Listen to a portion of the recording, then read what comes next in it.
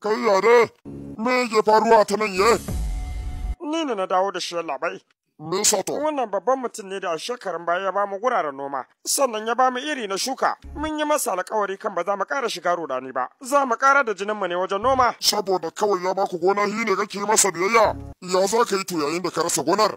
Ya kake gani idan ka dawo mabaracin kare? Kogin lemun duk gaba ne gonar ta yi. Don Allah ku dakata don Allah na roƙe ku don Allah. Ku dakata da aikata wannan abu, ku dakata na roƙe ku. Ina roƙon ka shugaba ka taimaka, ka dakatar da su da aikata wannan abin. Wayo. Jama'a ku taimaka ku ka ɗauki suna lalata gonar na rasa fa. Wayo, ya abin bauta.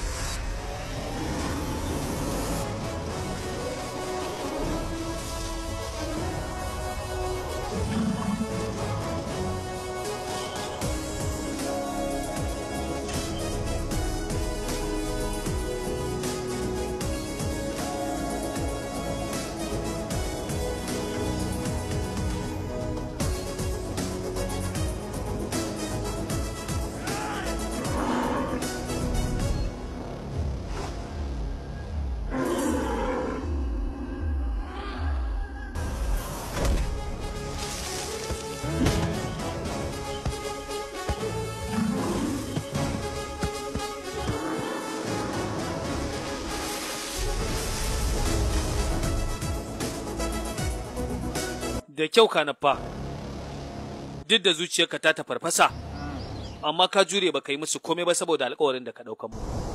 Hakan yayi, na yadda ka canja, kuma na ɗaukan maka alƙawari, zan ɗauki nauyin komai na bikin ‘yarka. Kai, da yadon alƙawari da bai ɗauka ba duka banza. Kai! Kana tunanin zan tsaya daka ta kai ne sai ka ce wani folabaram ko fatisi ma? Kai ɗin ƙaramin ɗan tsako.